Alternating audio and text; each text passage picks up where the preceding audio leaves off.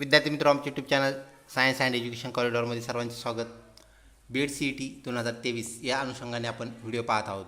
विद्यार्थी मित्रों, आजच्या व्हिडिओमध्ये आपण बुद्धिमत्ता या आधारित जे प्रश्न आहेत ते कशा प्रकारे सोडवायचे आहेत त्या संदर्भात असणारे ट्रिक्स याची आपण चर्चा करणार आहोत. तत्पूर्वी विद्यार्थी मित्रों, आपण जर आमच्या चॅनलवरती नवीन असाल तर कृपया चॅनलला सबस्क्राईब करा व व्हिडिओ आवडल्यास नक्कीच मित्रपरिवारामध्ये शेअर करा.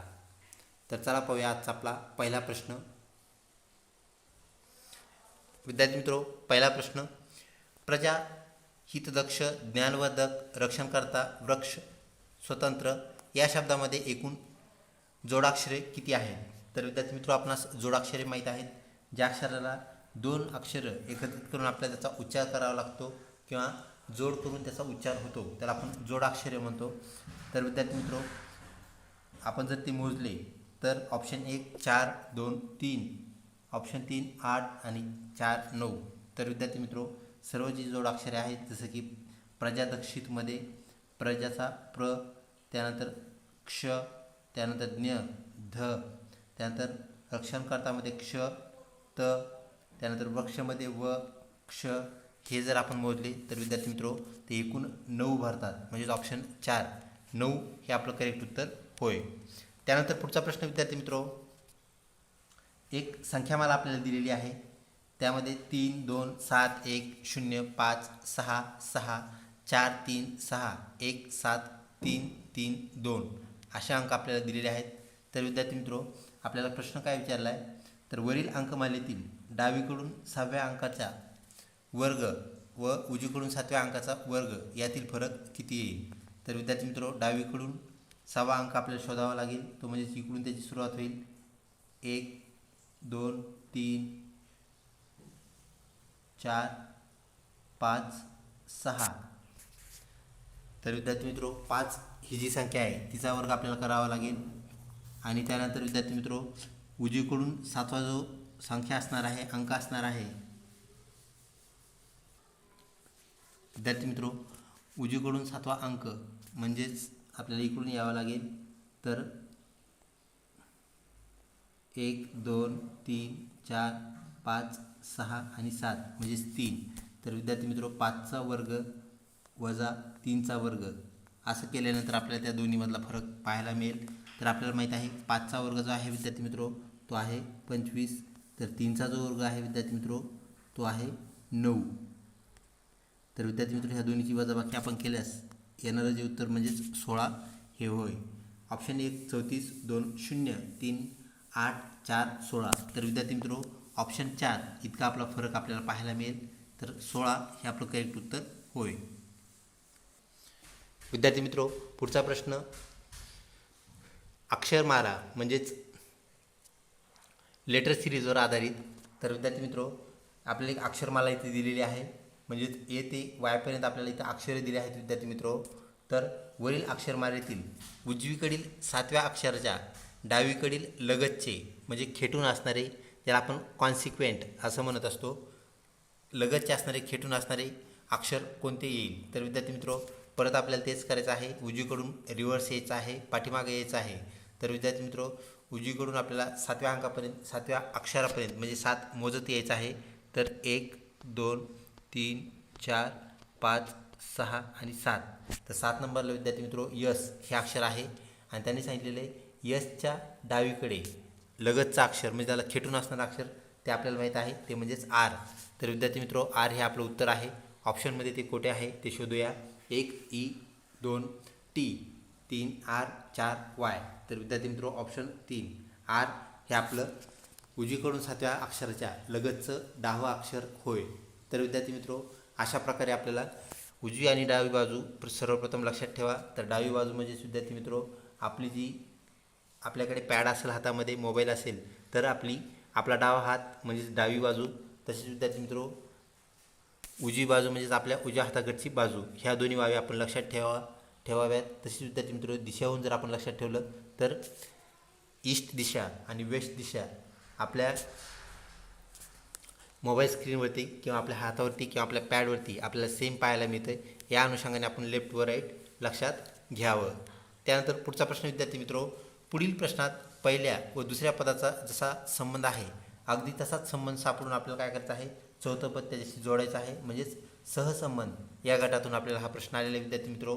तर पहिला जो आपल्याला इथे त्यांनी शब्द दिलेला आहे तो म्हणजेच भाकरी आणि दुसरा शब्द ज्वारी. तर ह्यांचा सहसंबंध म्हणजेच भाकरी ही जी आहे विद्यार्थी मित्रो ती ज्वारीपासून बनते, तयार होते. तर लोणी कशापासून तयार होतं, तर त्याचा तयार होणारा पदार्थ आपल्याला शोधायचा आहे.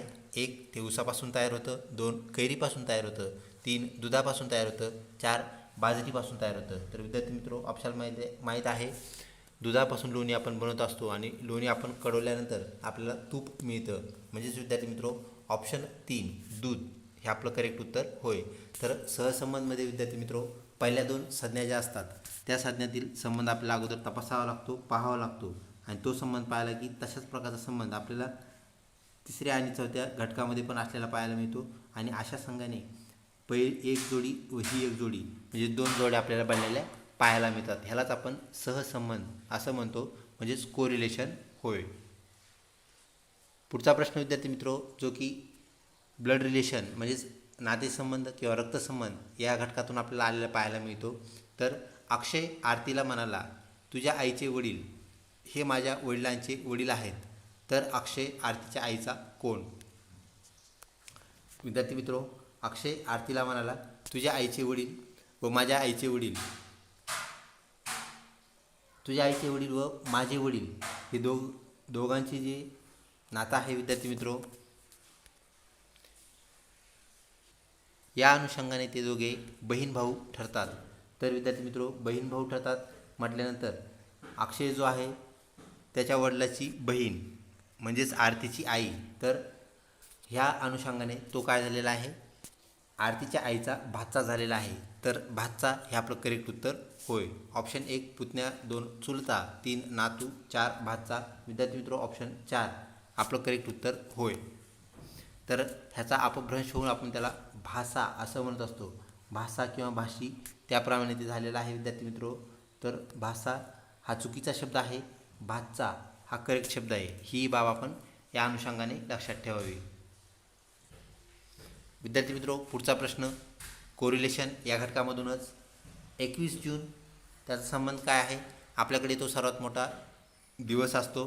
तर 22 डिसेंबर या संदर्भात काय आहे, 1 आपल्याकडे सर्वात मोठा दिवस, 2 आपल्याकडे सर्वात मोठी रात्र, 3 आपल्याकडे सर्वात लहान रात्र, 4 12 तासांचा दिवस आणि 12 तासांची रात्र.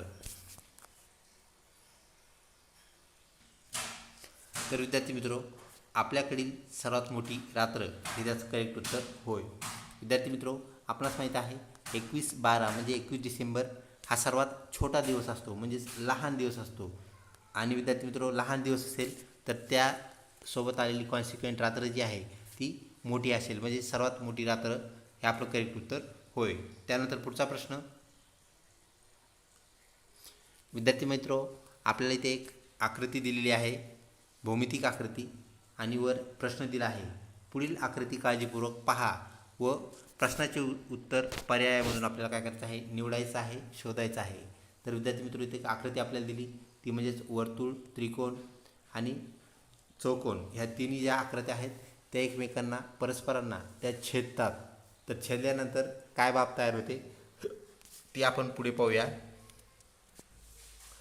वर्तुळ, त्रिकोण, चौकोन या तिन्हीमध्ये असणारा अंक कोणता, तर तिन्हीमध्ये एक कॉमन अंक आहे विद्यार्थी मित्रो, तो आपल्याला ओळखायचा आहे.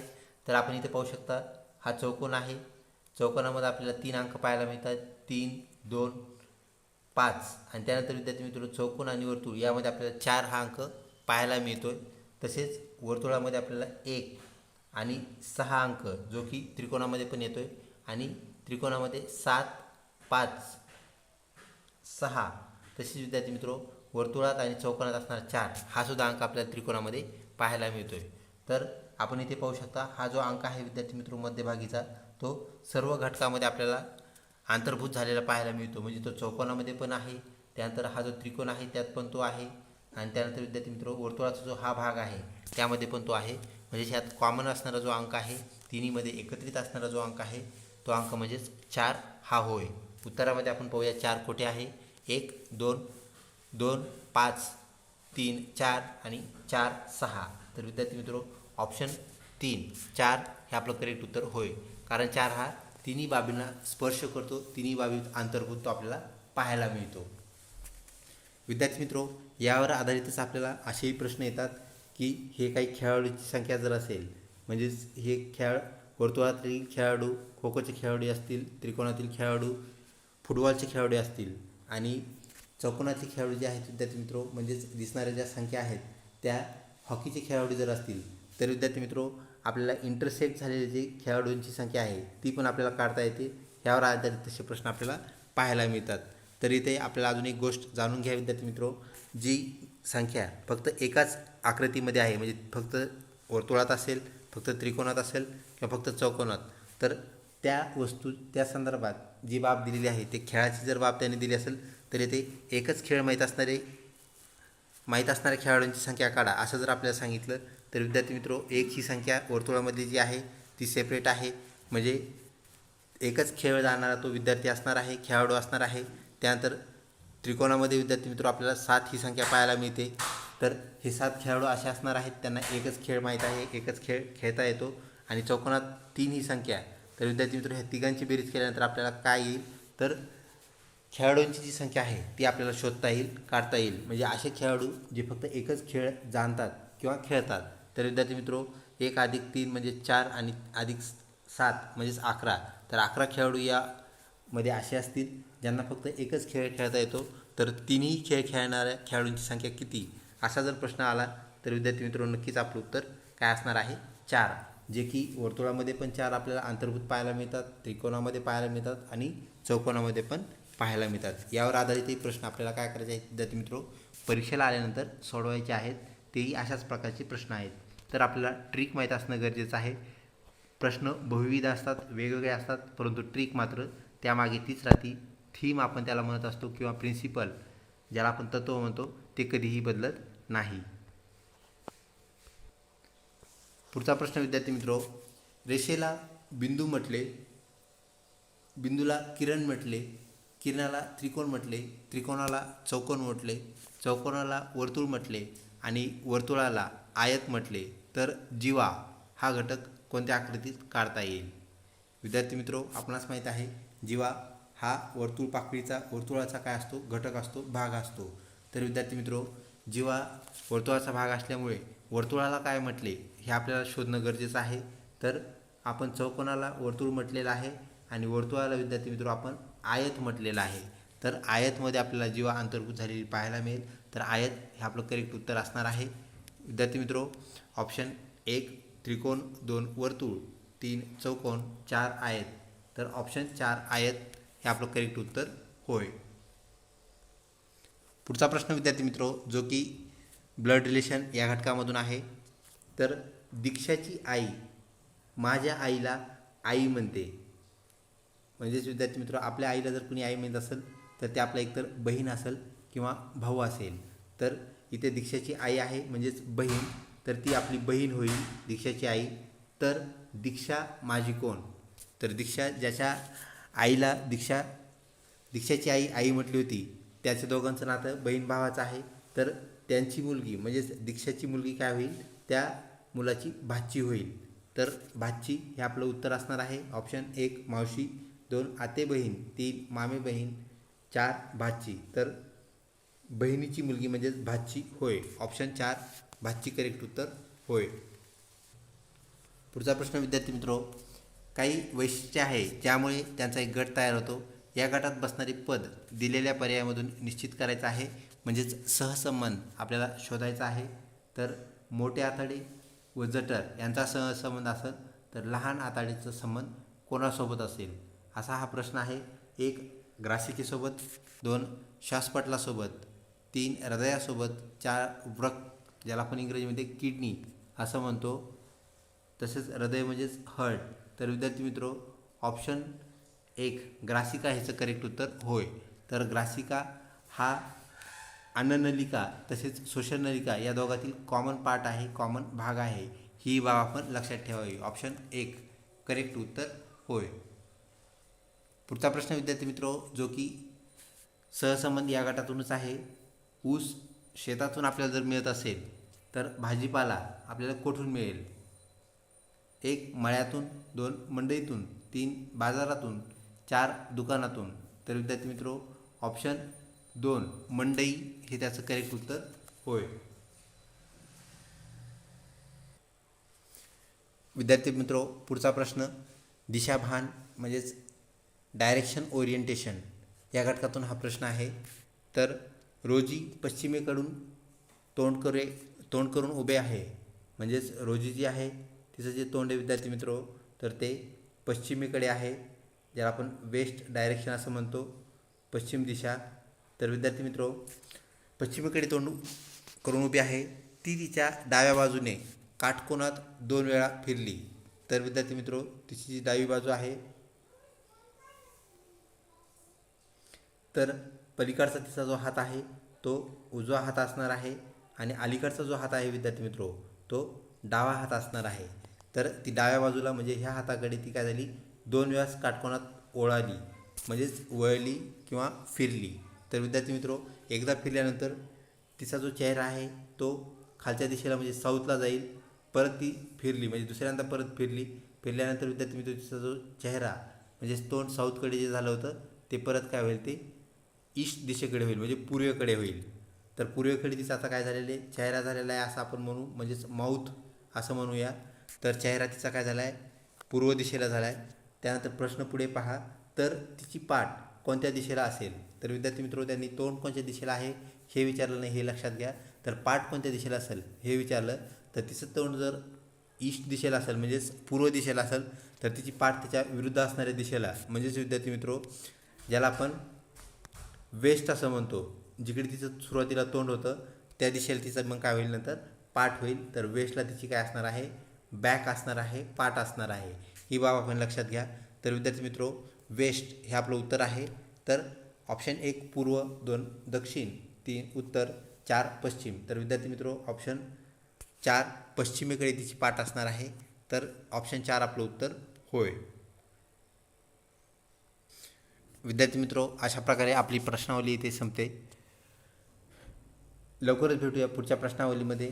अजूनही चॅनल जर सबस्क्राईब केलं असेल तर कृपया सबस्क्राईब करा व व्हिडिओ आवडल्यास नक्कीच लाईक करा. धन्यवाद.